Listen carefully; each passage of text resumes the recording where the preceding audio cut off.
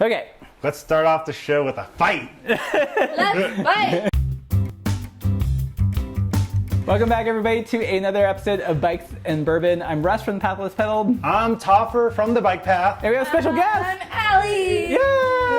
Yay! So Ally is joining us once again, and you are bearing gifts. First, backstory. Okay. Once upon a time, I survived my Arkansas trip that I talked about last time by drinking a lot of bourbon. It was really hard. Everybody knows. Right. That's how you survive. So I put out a facetious call to the internet for a bourbon sponsor. Right. And It happened! Yay! So- Yay, internet! my homie Scott from Balcones Distillery in Texas sent me these guys. Do you know what that means? Scott, Is- you're... King of the bourbons. Scott's the king!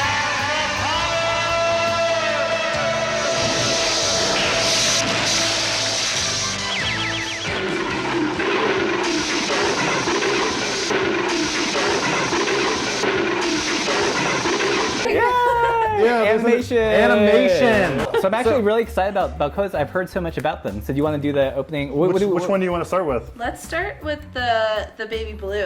Okay. Yeah, so I think today we're tasting bourbon, obviously, but we're going to talk about what the difference is between a ride and a race is, and also about DK, because Ally's doing it, Laura and I are doing it, it's coming up, so we'll hash that out. Isn't that cute? He wrote Sirleaf fan because we both ride Sirleafs. Nice. It has nice sweetness to it. That's like the first. Oh, yeah. It's got a very sharp contour. There's like a little bit of a viscousness in the mouth. It's not like some drinks where it's like super thin. Right. Like this has like, there's kind of a rounded body to it. That, like the sweetness to it does have like actually a very like, Yeah. identifiable corn. I also get, I don't know if it's from the wood, but there is kind of like a woodsiness to it. It's not like, for me, it's not super sweet. Like I feel like it's Right. pretty well balanced. Oh yeah, all right. Nice gift. Yeah, this is good. This is a good one to sip on Yeah. while we talk about riding versus racing. Yeah, you two can be on the show. You don't have to always bring a nice whiskey, but the likelihood of it airing on the internet is much greater. All right, so riding versus racing. So typically, I feel like Laura and I like ride bikes. We did our first bike ride where we had to pin on the number this year, the Montana Gravel Challenge that you rode in as well. Yeah. Like, what do you guys think is the difference between like a ride and a race? Racing like DK or Land Run and who like, I don't know, there's like maybe like a lot of training and strategy put into their day of. Like now I don't do events. I just like to ride my bike and sometimes I ride it slow and sometimes I ride You're it not fast. racing. But I still like to ride it fast sometimes and I That's still like to not push racing. myself. So what for you like? What? Riding hard and racing are different. Okay, so because there okay. are parameters with racing, and you're also competing against other people Okay. or yourself or the clock. So you know? so racing, there's definitely more like you versus another person, or Or you versus an arbitrary time, because like in time trials, it's still a race, but you're racing yourself. But I guess it is compared to other people. right. Could you race a cutoff? I mean, you can be racing the cutoff. Is Yeah. that fair? You know, like could if be there's. doing that. You could also be racing like a fastest known time. But yeah, I think that when you're racing, you're not taking your time, obviously. You're like trying to do better than someone else. But when you're riding, there's no pressure like that. You can ride hard, you can ride fast, but you're not necessarily like trying to be the best at that route. Yeah. So we're both riding Dirty Kanza. What's your mentality for DK? Are you racing or riding? Survive! Survive. But you're on a team. Well, So- we're on a team. So yeah, Troublemaker is my cycling team based in Austin. However, Dirty Kanza is still like a solo race. Like it's not a team race. Like I think there will be a lot of pace lining and stuff because that's just the smart thing to do, but I don't necessarily think there will be like... There's not like team tactics. Well, except for maybe like the top 10% of racers. Right. So how's your Dirty Kanza training been? I personally take a very loose interpretation Of training? training. I ride a lot, like just Basically, generally. like a spidey sense went off with like a month to go. Like, oh crap! And, Since that in me, because I think that happened. yeah. I wasn't really like advertising that I was getting like, oh shit, I need to like kind of maybe get serious about putting miles in. Well, I mean, yeah, I only know that because we have a lot of text messages back and forth about like, hey, you want to go for a ride? And then all of a sudden the distance went from like, hey, you want to do 30 miles to like, hey, I'm doing a century. And As a 9-to-5er, you know, we have weekends. Right. And, And that's it? So, you know, hashtag weekend warrior. right? Weekend warrior. So like I can ride, you know, 30 miles after work or whatever, but I'm not going to be riding 150 miles after work. So, Yeah. and then I realized that I only had like 4 weekends left. And I was like, all right, got to start doing some crazy crunch gravel. time. But luckily, spring hit like at just the right time Right. for me to, and maybe that's also what triggered my freak Yep. out. Was like, oh, now I can ride. Now I should be riding all the time. Yeah. In Missoula, we have so many awesome gravel roads, just like right up there. Right. You can ride like 100 miles on gravel and like not even try, not even take like 17 turns. Yeah. Yeah. Don't move here. It's horrible. Yeah. Sucks. There's no good food. Although that's kind of true. That part's kind of true. So you did Almanzo. Like, what was your approach to it? I mean, were you riding, racing? Like, did you train for it or just kind of go off the couch? No, I would say I like loosely trained. Yeah. What does that mean? It meant that I also like I guess before I rode that I was coming to it from like a runner's mindset. Okay. And I ran a lot back in those golden days. Right. But like that idea that you would like have like a training plan and kind of the idea of like training for something was definitely coming from that like you have like a set mileage each week that you're maybe trying to hit and you break it up and you have like kind of like a long day. So there's like pretty structured program to it. It sounds like. Yeah, I'll say that. In my like, brain there was like way more structured than what I'm doing. for me though, like I feel like that 100-mile, so Almanzo's a 100-mile race. You can 200 miles starts to like bend my comprehension, like where it's like I think it means everyone. Like I don't think anybody thinks about like 200 miles and like actually thinks about Right. what that means. Yeah. Yeah. I think they're like, oh, that sounds insane, but Well, they're 'cause- not like, oh, right. I know what 200 miles looks like. Yeah, Right. one thing that's crazy, Laura and I were talking about this, like only in like DK does like 100 miles seem short.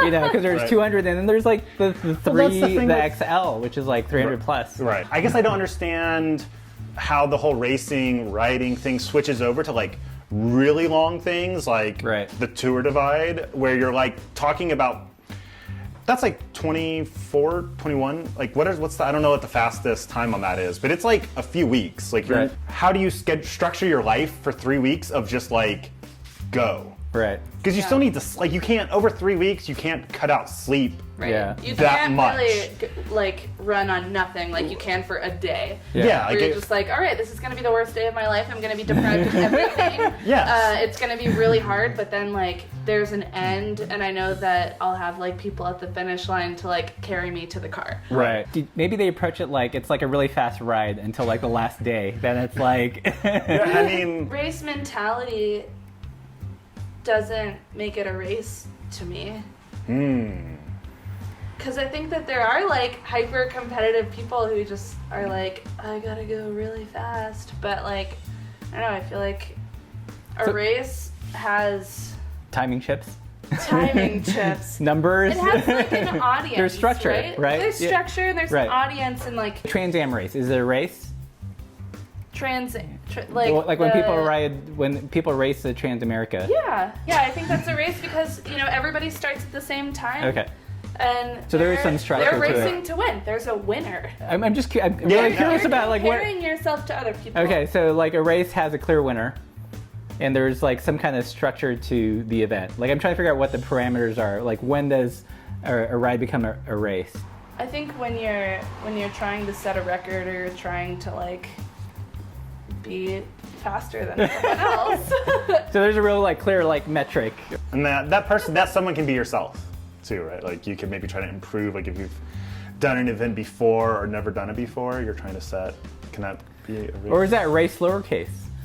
Oh yeah, I think so. I mean, I think there's like challenging yourself, but then there's also like race within like the larger scheme of like the event, like the top 10% is like racing.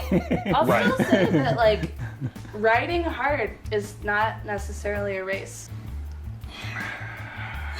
I don't know. I guess I just like, once again, I guess I'm coming at it from like that idea of like a runner who's like trying to improve their 5K time.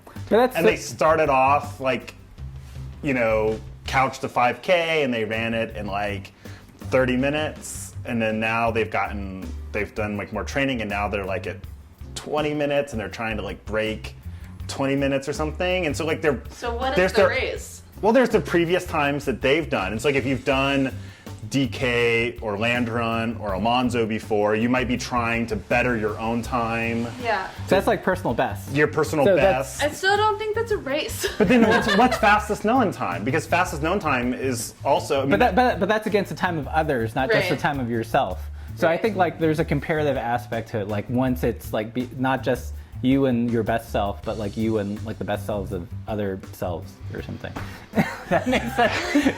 While we're thinking on a red versus race. Open the ride. Yeah. yeah. Okay. Let's do it. Hold on. So this is next I'm thing not we're ready, but okay. I'm still racing this. If we're in the drinking race, you lost. So what's so you're on a Troublemaker Cycling, that's the name of the team. Yep. Do you guys have like team tactics for DK? Is there Well, will we all stay together during the race? Probably not. Like we're gonna be racing. But if you're with the smart, you'll people just around hold the us. mechanic's wheel. But I mean, and Waiting for- we'll all have walkie-talkies. Oh, rad. We're like downloading an app to use. You're like, that so we you'll can be talking into the radio. it's you'll like be race radio. Yeah, man. race It's like so radio. legit. I mean, Cover the brake, cover the brake.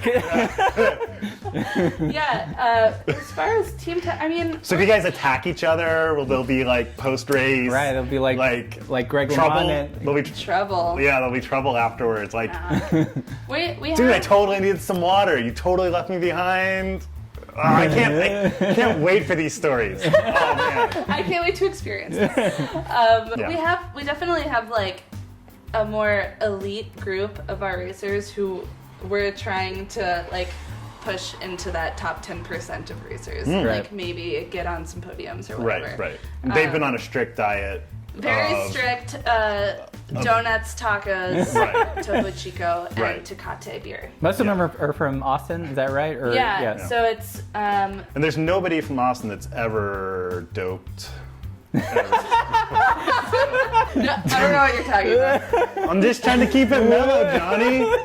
So this Very is sweet. the rye, 100 proof, Balcones. Tasting notes should be on the spicier side. But after 13 episodes of drinking with Russ, I have learned my way through. No, but I mean, I can at least, like, when I talk to somebody now about a rye, I can be like, oh yeah, spicy. Yeah. Done. That's it. That's Yeah. all you need to know. Hey, well, you can, like, kind of, that can be just, like, a leading. Yeah, or like for bourbon, Right. vanilla. Yeah. So you know what this kind of smells like on the nose to me? It's like a toned down version of like that Tattersall that Nikki brought. yeah. I wouldn't call it like Christmas spice, but there's something festive. Yeah. Spicy. I'm telling you, now that I've said You it. gotta say it just with the right amount of conviction. Then you get it. Really spicy. Yeah, no, Well, and then when you're like a pro like Russ, you can go, Christmas spice. Wait. Am I getting a little bit of Easter spice? Curry Pumpkin spice. It's really good. Yeah. Shades. That's I what we're mean, gonna do. definitely. I'm like the baby blue is such a. It's smooth, like a complicated smooth. It's not like simple. There's some interesting things going on. I'm Would getting. you say that it's interesting? Which is the. Interesting yet spicy. I would say the well-rounded. least- I would say well-rounded. I would say that interesting is the least vague word that you could use to critique anything. Meaning, it's so different. It's different. Yeah.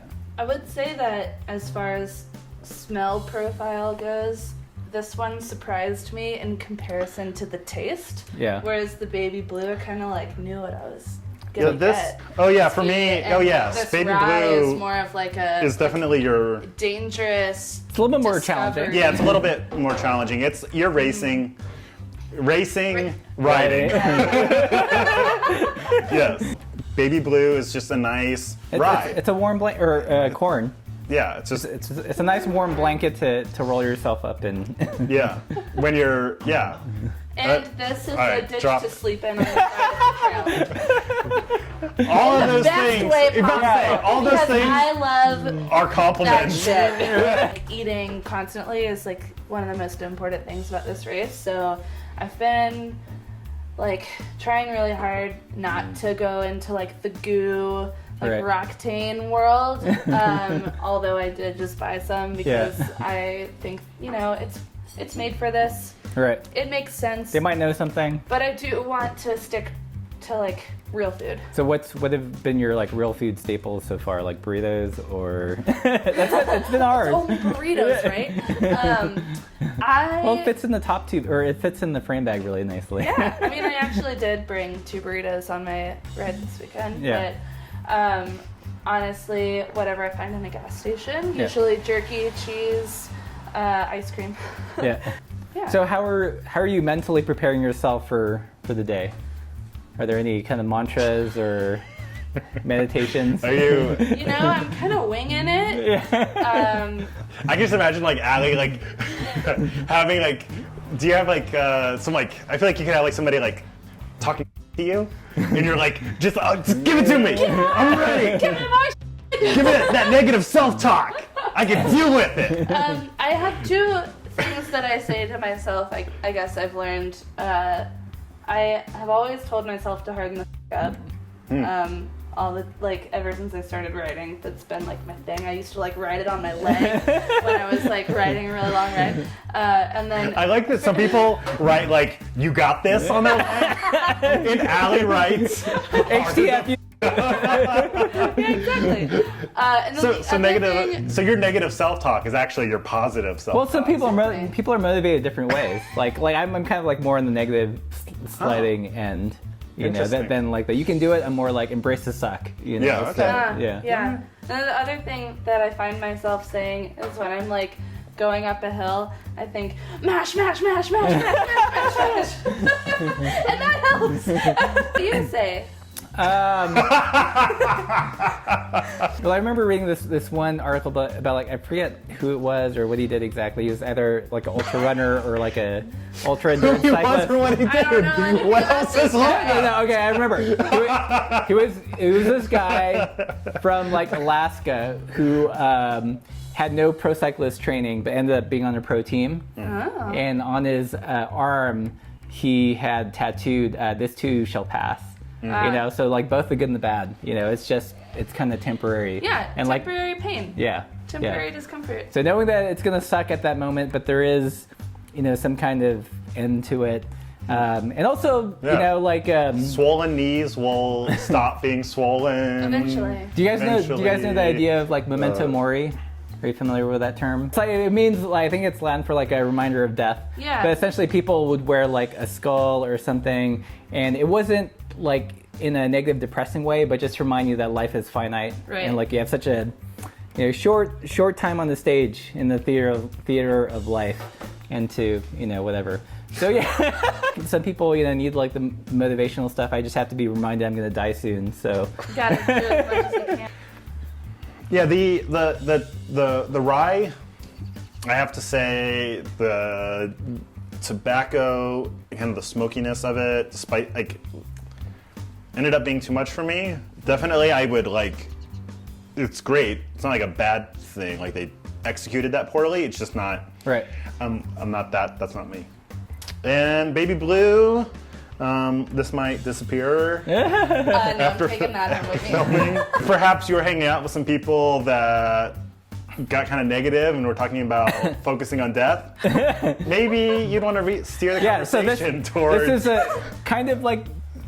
Not in a bad way, but like the people that thrive on negative reinforcement, and like racing, and people that just want all the nice, positive, Right. non-challenging feels. I think one thing I don't know if I'm looking forward to or not. I think it'll be interesting to see is like the lizard brain part. Yeah. After so in some ways, like in my head, since we're doing the 200, like it actually starts at the 100-mile mark.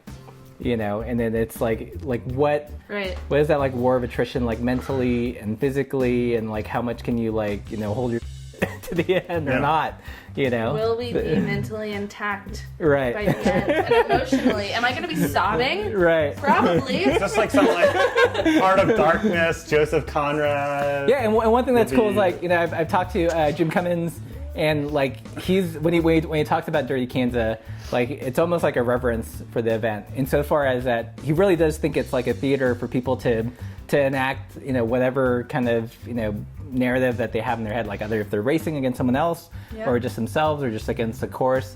But he really understands like there's almost for many people there's like kind of like this hero's journey that goes in your head, especially if it's something that you've never done before. I'm excited. This will be my first like serious gravel race. Yeah. Well, on that note, that's a good note to end on. Balcones, thank you very much. Yeah, thank you. Thank you, Ally, Scott. and cheers. And until next time, let's use Topper. Till next time.